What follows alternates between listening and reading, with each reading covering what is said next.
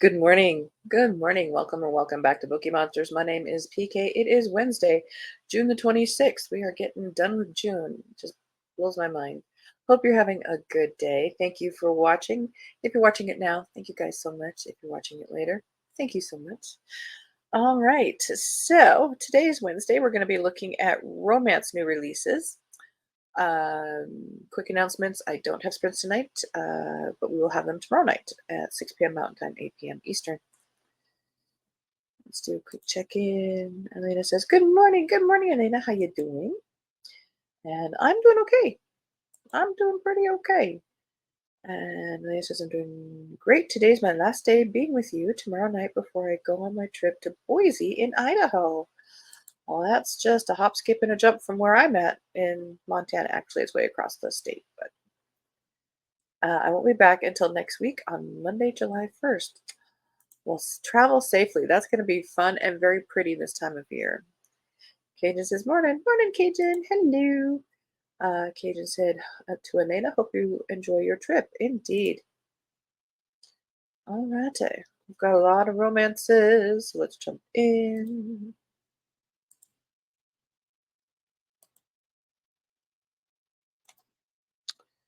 All right.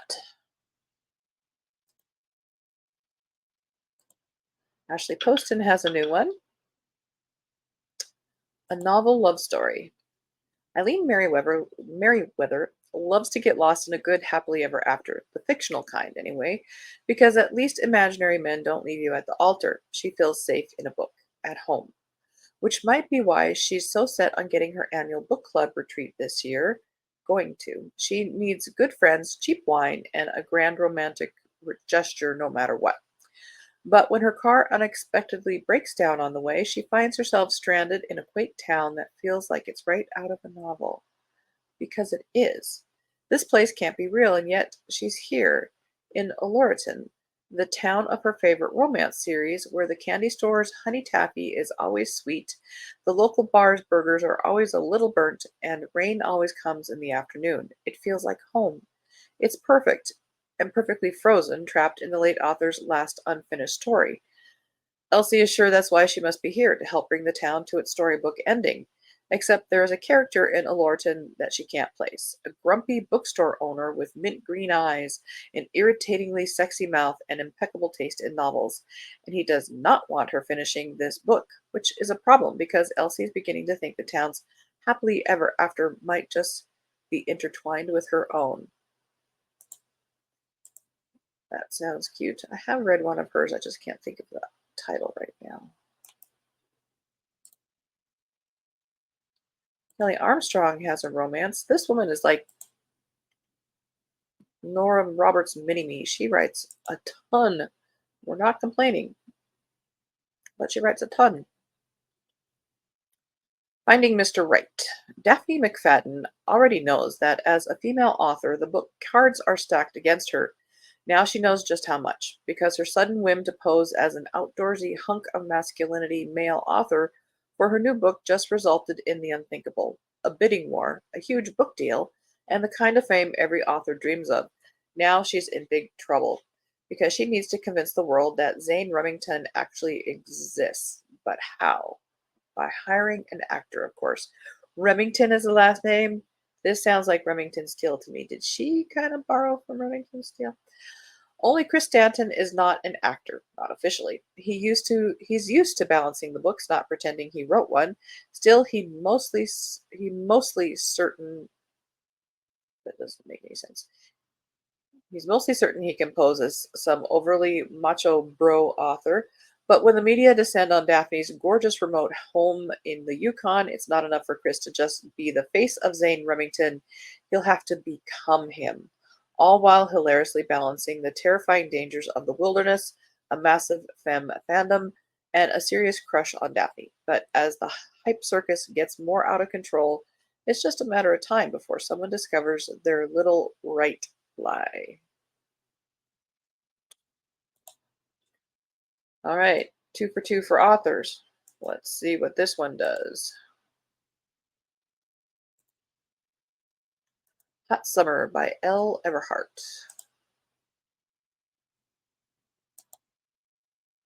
Hi, Mary. Good to see ya. Good morning. Happy Wednesday. Glad to be back. We missed you. Katie says hi. Mary says hi to everybody. Hope you're all doing great. Life at my house has been crazy, but it's beginning to settle down somewhat. Woof. Well, we're good to. It's very good to see you. Hot summer.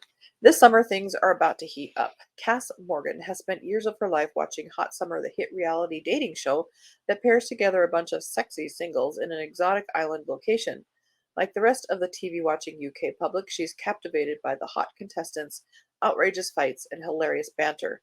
But she never quite thought she'd be part of it until her company secures a partnership with the production team behind the show, and Cass is handpicked as a contestant.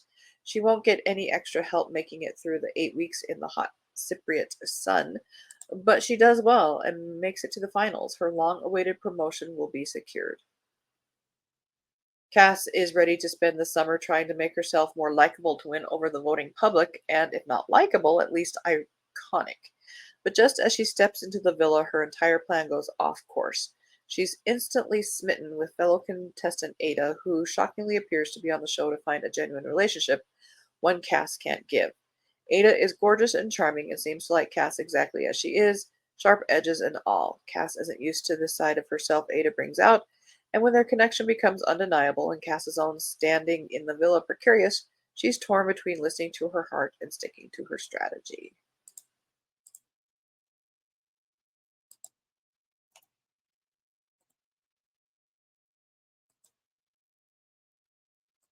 Rules for Second Chances by Maggie North. Hang on.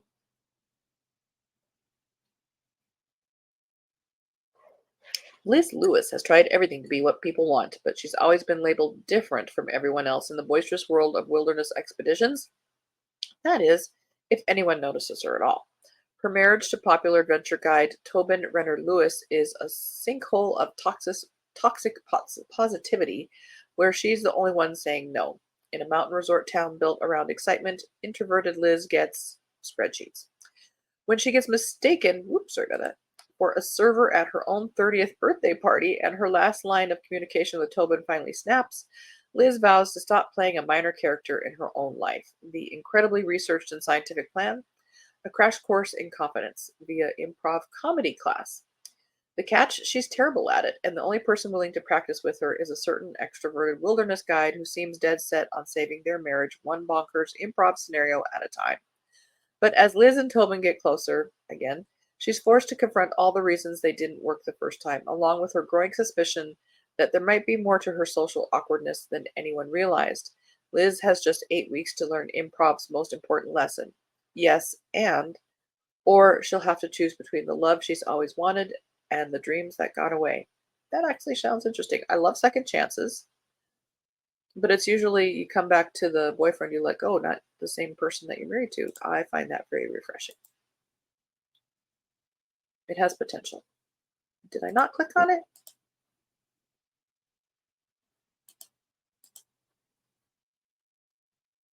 Mm,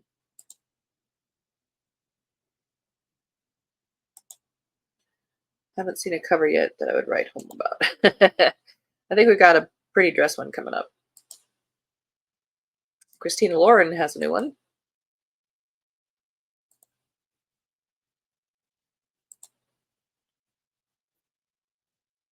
Fourth in the meant to be series, Tangled Up in You. She has a dream. He has a plan. Together they'll take a leap of faith. Ren has never held an iPhone, Googled the answer to a question, or followed a crush on social media. What she has done, read a book or two, or three, okay, hundreds, taught herself to paint, built a working wind power system from scratch. But for all the books she's read, Ren has never found one that's taught a woman raised on a homestead and off the grid for most of her 22 years how to live in the real world. So when she finally achieves her lifelong dream of attending Corona College, it feels like her life is finally beginning. Fitz has the rest of his life mapped out. Graduate from Corona at the top of his class, get his criminal record wiped clean, and pass himself off as the rich, handsome player everyone thinks he is. He's a few short months from checking off step one of his plans when Ren Gilden With her cascading blonde hair and encyclopedic brain crashes into his life, and for the first time, Fitz's plan is in jeopardy. But a simple assignment in their immunology seminar changes the course of both their lives, and suddenly they're thrown out of the frying pan and into the fire on a road trip that will lead them in the most unexpected directions. Out in the open, the world somehow shifts, and the unlikely pair realize that maybe the key to the dreams they've both been chasing have been sitting next to them the whole time.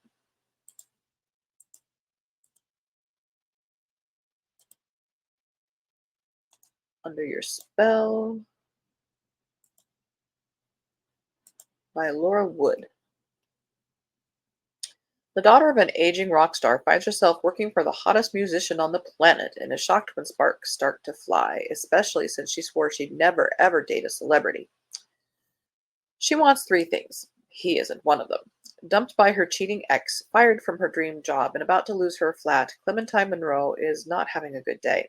So when her sisters get her drunk and suggest reviving a childhood ritual called the breakup spell, she doesn't see the harm in it. But now Clemmy has accidentally ruined a funeral, had her first one night stand, and she's stuck with a new job she definitely doesn't want, spending 6 weeks alone with the gorgeous and very off limits rock star Theo Elliott. Sorry about that. He's the most famous man on the planet. Her life's a disaster. As their summer together turns into its own kind of magic, is Clemmy cursed to repeat the mistakes of her past, or will her future see all her wishes come true?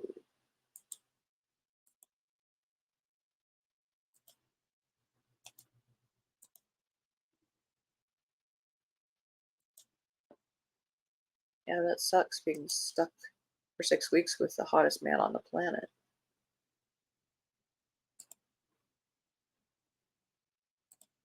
Best of Luck by Kate Claiborne, third in the Chance of a Lifetime books.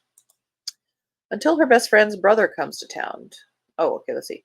Winning the lottery is the biggest ticket to freedom Greer Hawthorne's ever had until her best friend's brother comes to town. Greer Hawthorne's winning lottery ticket doesn't just bring her wealth, it also means her chance at a long postponed education. She's finally on the cusp of proving to her big, overprotective family that she's independent, until a careless mistake jeopardizes her plan to graduate. Lucky for her, there's someone in town who may be able to help. Alex Averin plans to show up for his sister's wedding, then quickly get back to his job as a world renowned photojournalist.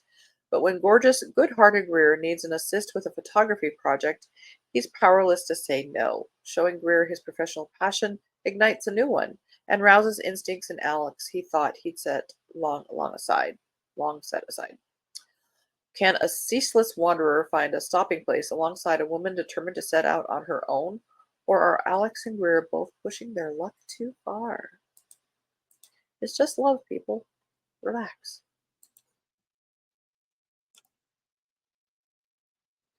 We'll get down to there. Let's show Mary a pretty dress. Let's go down here.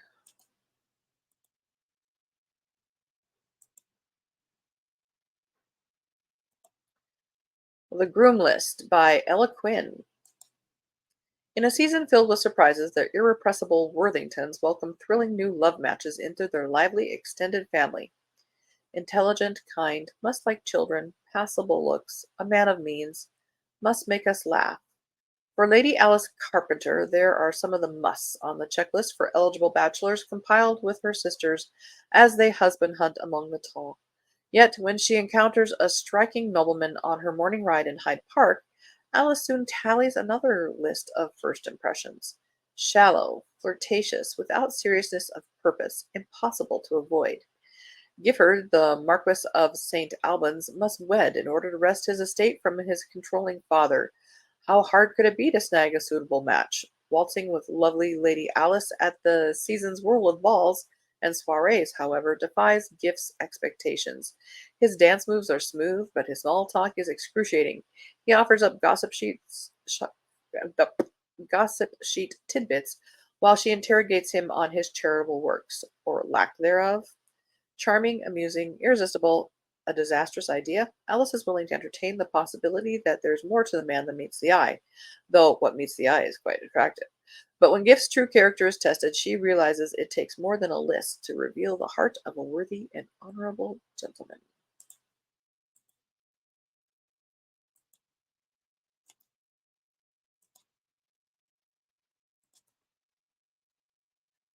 The Lion and His Promise, The Lion's Den, part of The Lion's Den, 59 books. Of course, this is only 160 pages, so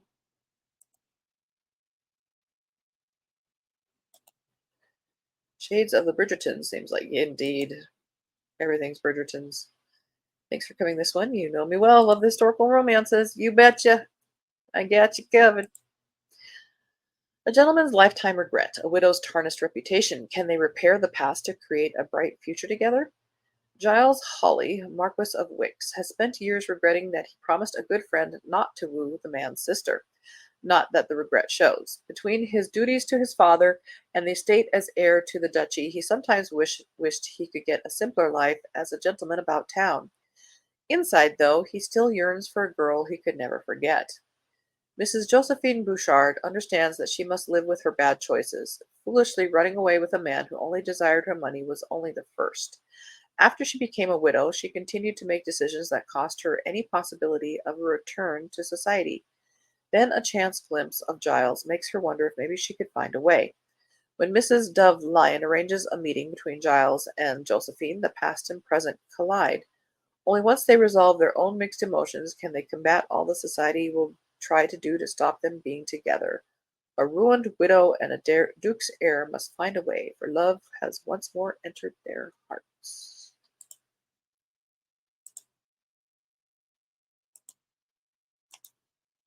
Well, we got a shirt off and a pretty dress. It appears he does have pants on. Hang on.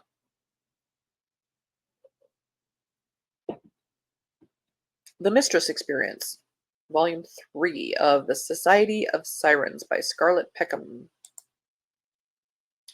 She's the most infamous harlot in London, and she's up for auction.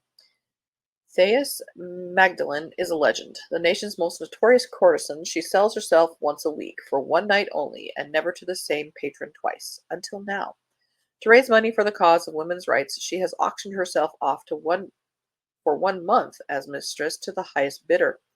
But the winner is not who he seems. Lord Alistair Eden is an earl, a radical politician, and a perfectionist in all things except one. His confidence belies an unexpected secret. He doesn't know how to please a woman in bed. He is determined to change that before he marries, and who could be better than the most skilled lover in the country to teach him? And love is never for sale. Thais dreams of finding a man who will love her unconditionally, never mind her past and reputation. Eden dreams of finding a perfectly bred young lady to be his wife and helpmeet. But when a steamy month in the countryside breeds a connection both in and out of the bedchamber, the two of them must decide how much they can sacrifice for love, one's dreams or one's reputation. Oh my. No shrinking violet, that chick.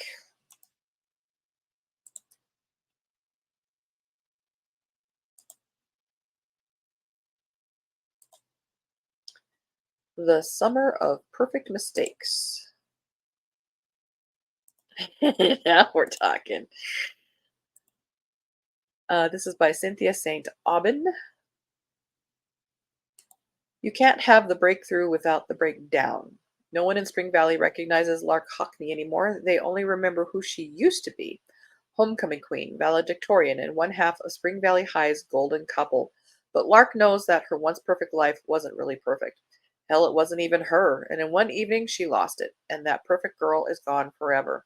Now Lark's trying to put the fragile pieces back together with no idea of where to start.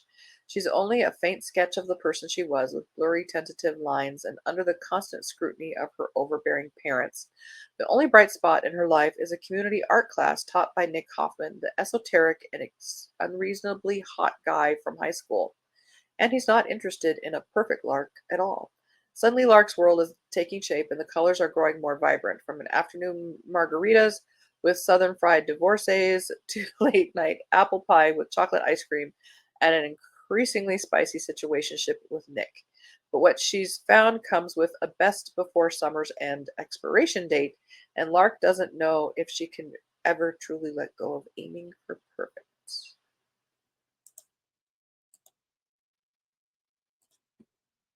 You've got mail. All right. People of a certain age heard that in a certain voice. Marina Adair is the author. She has zero time for a late relationship. A fake one will have to do. Evie Granger's life is one crisis away from a complete meltdown. Between single parenting a 16 going on 40 daughter, managing a mom living her best life way out loud, caring for an ailing father, and keeping the family struggling coffee shop afloat, Evie hasn't looked at herself in far too long. So naturally, her best friend chooses this moment to post a video of Evie describing the ideal man and sends it stratospherically viral. Now, Evie's an overnight social media sensation, and every eligible and otherwise guy in a 5-state radius is turning up with his "I'm the one" credentials. But Evie can't bring herself to let any Prince Charming into a life that's barely holding together, a life she doesn't even recognize as hers. So she strikes a bargain with her sexy, if equally overwhelmed, neighbor to convince America she's taken. But can a faux fairy tale start to feel real, or is it just as doomed from the start?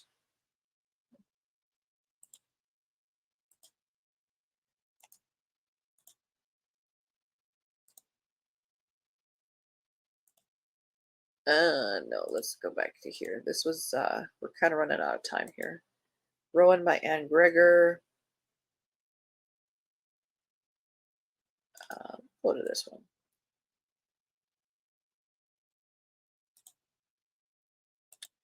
Heart Restoration Project by Beth Merlin and Danielle Modafferi.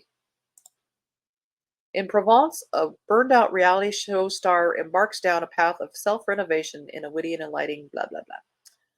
Who is the real Plum Everly? Wouldn't she like to know? Raised in front of the cameras on her family's hit reality show, Plum has reluctantly ridden the wave of D-list fame for way too long. Fading under the spotlight, she's ready to ditch Hollywood forever when a new opportunity arises, a DIY in the Provence-Alpes-Côte d'Azur region. Chateau Mirabel and Plum's identity, both in need of restoration. Bienvenue en France. The village is gracious and welcoming. Elliot Schaefer, the flirty head of production, isn't bad either. But it's Mirabelle itself, a symbol of courage reaching back to World War II, that pushes the show in a new direction.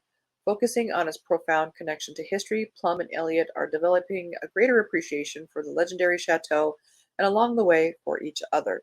The best part of this makeover of the heart and soul? Plum gets to write her own ending. This time, for the first time, her life is going to be the real thing. That is all we have time for. So the ones we didn't get to are by Helen Hart, Encore. If I remember this author right, it's very spicy. Fired Up by Gigi Templeton. He doesn't know where his shirt is. Uh, and it just confuses him terribly. Sasha Summers has one called Honey Be Mine. Emily Rath, Pucking Sweet, a hockey romance, and Rowan by Anne Gregor, which I think is sort of a saga, family saga love thing. All right, that's all we have time for.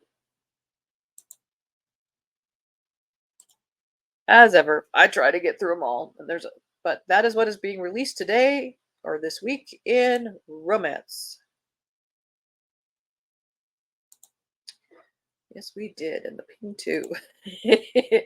Mary the bells already. Thanks so much. Nice to see you again, and hope your day is a great one. No nasty customers. I tell you, no, they're gonna show up. They are gonna show up today. They over 92.50. They are gonna. They are bullies, and they're just gonna take it to the extreme. So yeah. But thank you.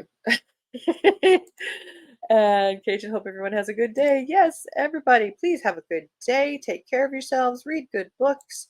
Again, I don't have any sprints tonight. We do have them tomorrow at 6 p.m. Mountain Time, 8 p.m. Eastern. And tomorrow we'll be looking at fantasy and science fiction for this week. All righty. As the banner says here, don't be a bookworm, be a bookie monster. Have a good day. God bless.